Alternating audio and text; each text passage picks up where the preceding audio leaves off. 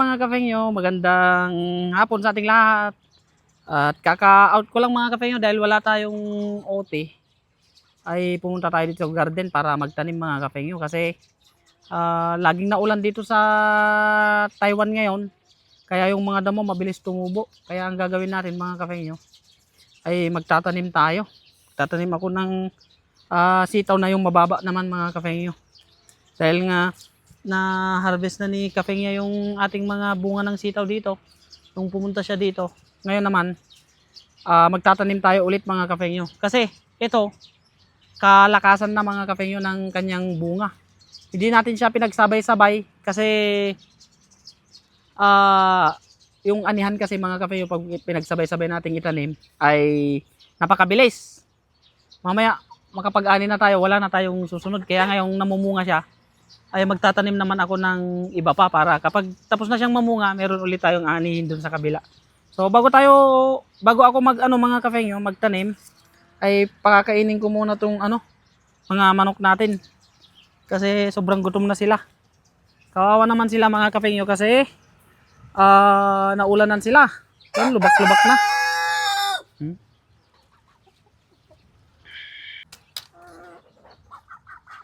Ayun. Alis. Ay, piyesta na naman yung mga dito, langaw. Kasi grabe yung lubak eh. Ay! Bansot! Sobra ka naman bansot. Parang Ah! Bansot na to eh.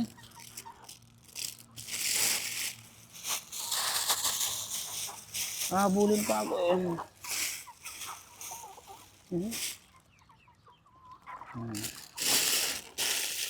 Kakain na sila mga kafengyo. Medyo nga lang. Kasi talagang bumaho tong nila dahil sa pag-ulan. Ay, madami na namang langaw ang magpupunta dyan. Dali kakaunti na lang sila mga kafengyo kasi nabawasan na sila nabawasan na sila ng 5 eh. Kasi 5 yung kinatay natin nung birthday ni Utol at ni Kafengyo eh. Papalitan na lang natin sila mga kafengyo. Sa Sabado pag may time, pupunta ako dun sa bibili.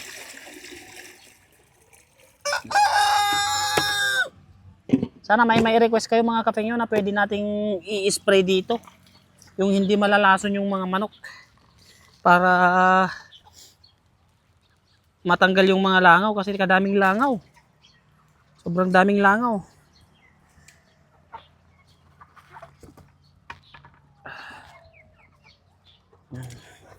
Ayan, habang kumakain sila mga kafengyo, magtatanim muna ako ng gulay.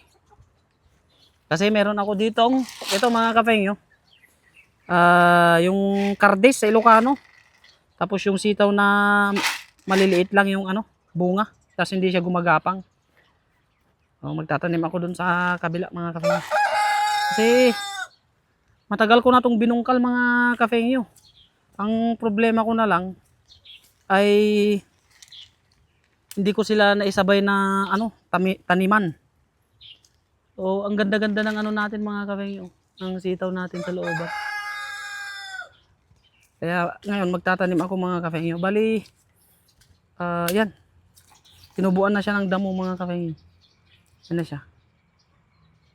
Yung haring araw.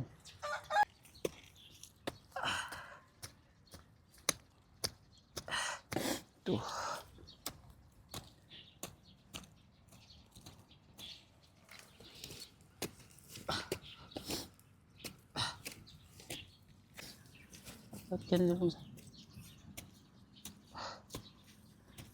Kasi binungkal ko na to nung nakaraan mga kafengyo eh. Ang ko lang, hindi ko siya tinamnan. Kasi nga ayoko silang magsabay-sabay na mga kafengyo. Magsabay-sabay na mamunga. Kasi kapag nagsabay-sabay, medyo alanganin tayo kasi pag naanin na silang lahat, wala nang susunod. Kaya yun.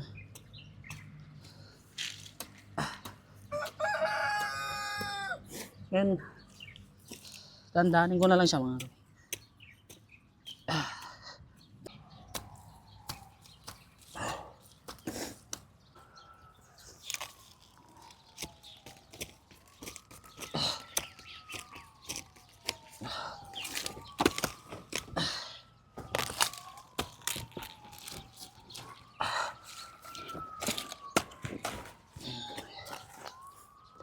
Ang gagawin ko mga kapengyo, lalagyan ko muna siya ng ano, tig-2.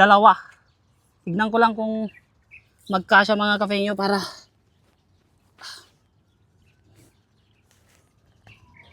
tig-2 lang muna. Tapos kapag sobra, saka natin tatluhin. Para sigurado. Kasi baka magkulang tayo sa buto mga kapengyo eh. Kaya ako siya tatatluhin kasi baka kasi ano mga kapengyo, kasi matagal na tong buto na to. Baka magkulang, baka hindi siya tumubo. Kaya kailangan nating tatluhin para sigurado. Pinipilian ko lang siya kasi yung ibang buto nito ay buto ng ano, kardis. Di ko alam yung Tagalog ng kardis mga kapengyo eh. Tig-2, tig-3 pwede. Tig-2 muna. Sana pag may sobra, saka natin siya gagawing 3.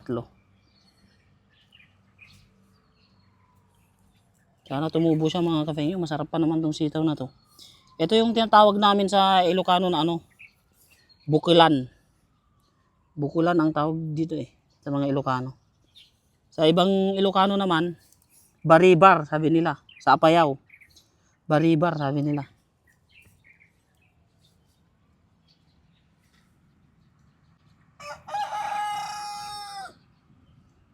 Wala akong OT mga kapengyo, kaya tsatsaga na lang ako sa pagtatanim para kung sakasakali di makatipid sa ano, katipid sa mga gulay.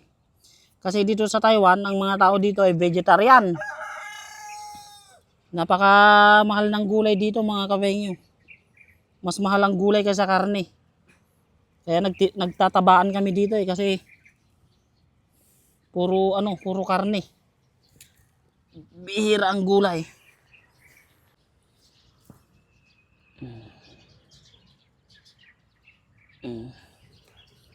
Yung mga kasama ko mga kapengyo may OT.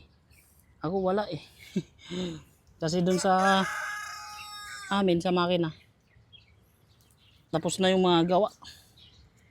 Sobra-sobra nga mga kapengyo. Kaya magdadagdag tayo ng isa pa. Yan. Tapos na rin tayo mga kapengyo. Natapos din. At ayan mga kapengyo, tapos na tayong magtanim. At susubukan natin muna konti. Magbungkal-bungkal ng mga damo. Baka makabungkal tayo ng mga 1 metro bago tayo umuwi. Di okay na mga kapengyo. At flex ko lang pala mga kapengyo yung ano natin. Ampalaya natin may bunga na siya. Tapos ito yung sili, may bunga na rin siya mga kapengyo, mga sili. Malalaki na rin yung bunga. Tapos ito yung sinasabi kong ampalaya mga kapengyo. Ito may bunga na siya.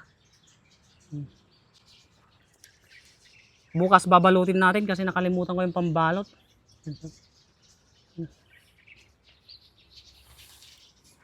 So maglilinis-linis muna ako kaunti mga kapengyo bago tayo umuwi kasi magluluto pa ako.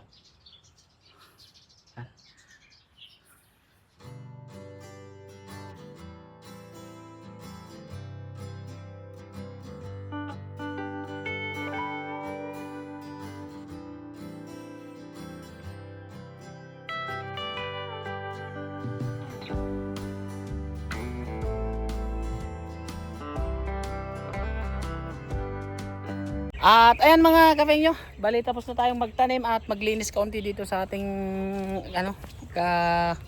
munting gulayan. Kaya uwi na tayo mga kapengyo para makapagluto din. Ay kasi si Utol mamaya ay mag-out na 8:30. So paunti-unti mga kapengyo natatapos natin yung ating ginagawa dito sa garden. Pagtanim tayo ng Sana lang ay tumubo sila ng maayos para mapakinabangan natin sila. So ayan mga kapengyo, uwi na tayo ng pampahabang ng buhay. Ano pampahabang ng buhay pare? Malunggay. Iyo. Ooh.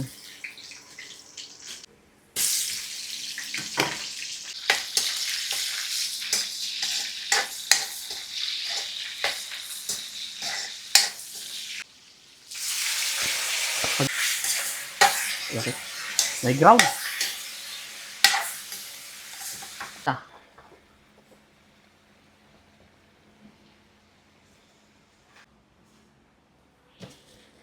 Yan mga kapengyo.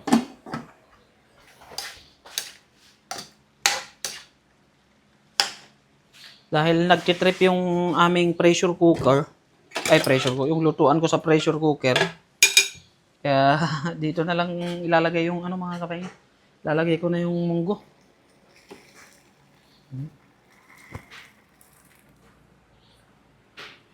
Ay! Grabe, lakas ng ano ground. Oops. Ayan mga kapengyo, lalagyan natin siya ng asin.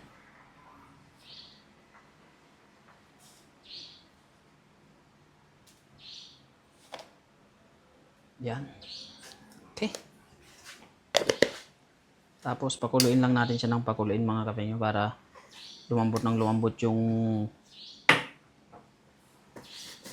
munggo.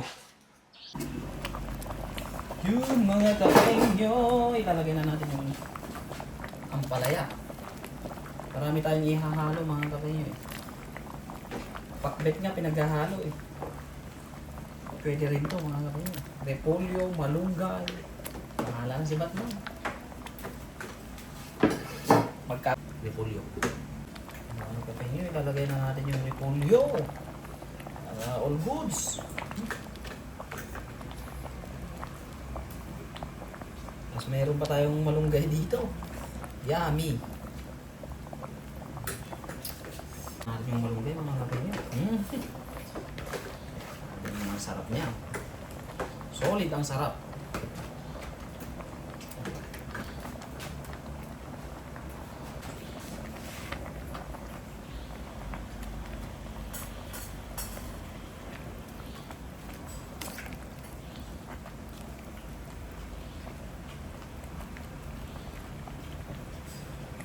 Pwede nang kumain mga kapeng. Are. Yung sabi nila na imbaliktad. Pare. Imbaliktad. Ayan naman. Oh.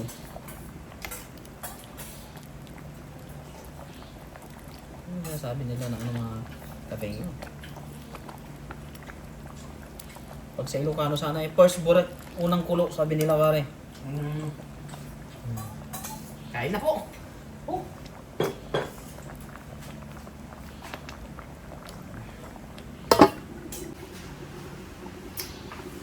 Yan natin yung ano natin.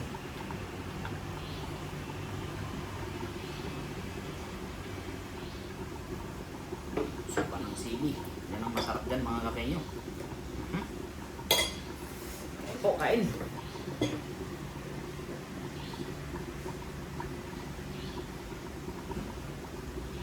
Kain po, kain. Wow. Pag ganitong medyo maulan-ulan mga kapengyo, eh, masarap ang munggo eh.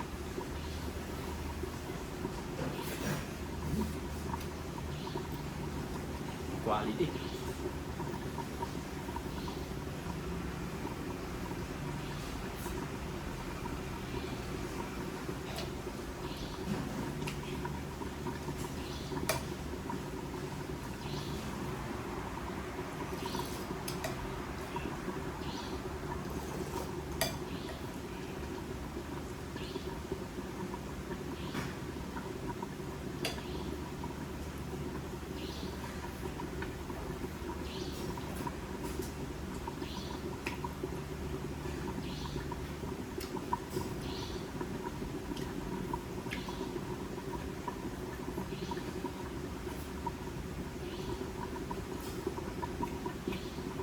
soon mga kapengyo, hindi na tayo bibili ng ampalaya.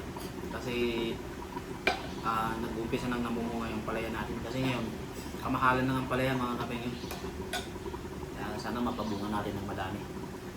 Para mabigyan din natin yung mga kasama na rin dito.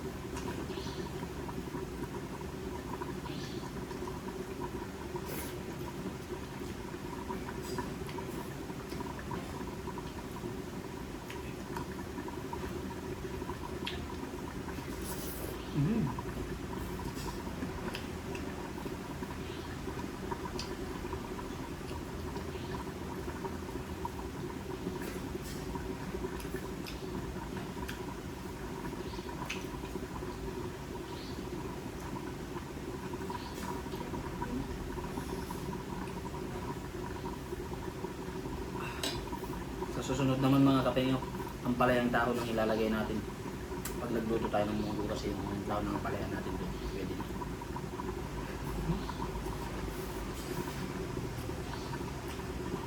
Sarap.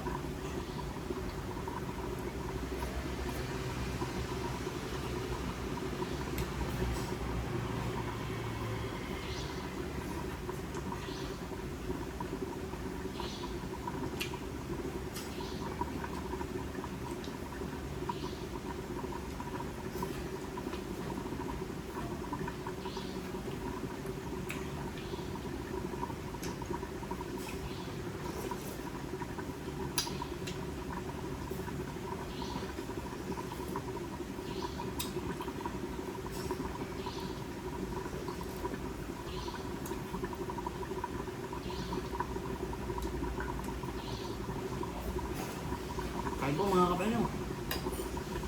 Quality talagang munggo pagdating sa tag-ulan. Ay, sayang. Talagang